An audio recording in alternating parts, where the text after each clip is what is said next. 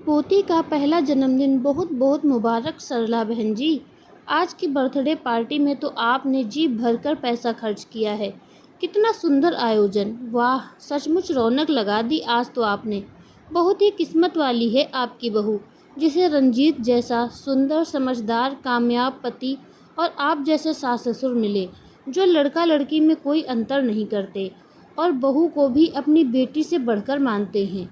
आज के ज़माने में आप जैसे अच्छे लोग होते ही कहाँ हैं, जो आजकल की मॉडर्न विचारों वाली नकचढ़ी बहुओं के सारे नाज नखरे उठाते हैं, उनकी हर छोटी बड़ी ख्वाहिश पूरा कर उनको हाथों पर बैठाते हैं और उनके अनुसार ही खुद को ढाल लेते हैं।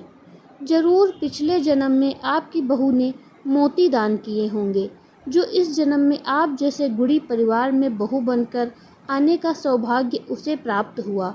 और फिर आप लोग पोती को भी तो अपने जिगर का टुकड़ा समझ कितने नाजू से पालते हैं।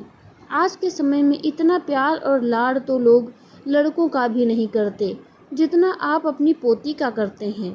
सच में धन्य हैं आप लोग। काश कि सभी लड़कियों को विवाह के पश्चात आप जैसा भरा पूरा सभ्य और संस्कारी परिवार ही मिले, तो ये धरती किसी स्वर्ग से कम नहीं रहेगी। परंतु आज की नई पीढ़ी की बहुओं को कहाँ ये संस्कार की बातें पल्ले पड़ती हैं। उनको तो हर बात में बहस कर सिर्फ और सिर्फ खुद को ही सही साबित करना होता है।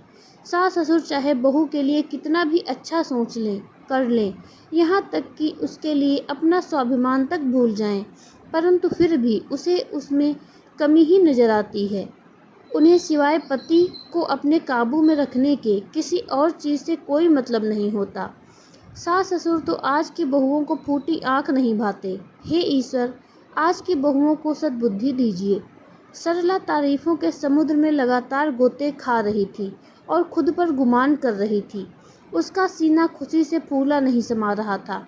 फिर भी बड़े ही बनावटी लहजे में वह सभी रिश्तेदारों और मिलने जुलने वालों की वाहवाही लूटने के उद्देश्य से बार बार यही कह रही थी कि बहू के रूप में बेटी भाग्य वालों को ही मिलती है, परंतु बेटियां तो सौभाग्य वालों के घर जन्म लेती हैं। चाहे हमारी बहू काम करने में कम होशियार है, परंतु आखिर वह है तो हमारे परिवार की ही सदस्य ना। ईश्वर जानता है कि मैंने अपनी बेटियों और बहू शिविका में कभी कोई फर्क नहीं किया। बेटियां तो हर माँ बाप के जिगर का टुकड़ा होती हैं। घर के सभी लोग और मेहमान सरला और उसके परिवार की तारीफ करते नहीं थक रहे थे और बर्थडे पार्टी का जमकर आनंद ले रहे थे, सिवाय शिविका के, जिसका पार्टी में बिल्कुल भी मन नहीं लग रहा था। वह मानो अंदर ही अंदर रो रही थी और लगातार भगवान से प्रार्थना कर रही थी कि आज की ये रात कभी खत्म ही ना हो। वह 3 माह के गर्भ से थी और मन ही मन बहुत घबराई हुई थी, क्योंकि अगली सुबह उसकी गायनेकोलॉजिस्ट के साथ अपॉइंटमेंट थी।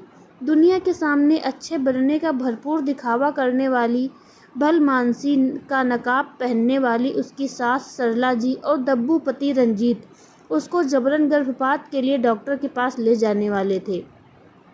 शिविका की कोख में फिर से एक कन्या जो पल रही थी।